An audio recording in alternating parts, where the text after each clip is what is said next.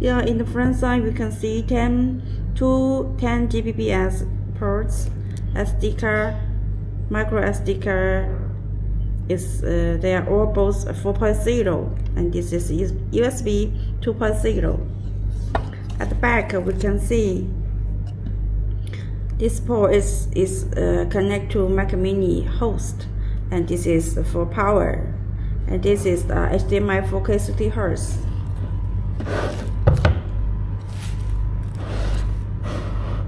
Let's see some accessory. This saw cable is for the docking connected to Mac Mini, and this is the power cable.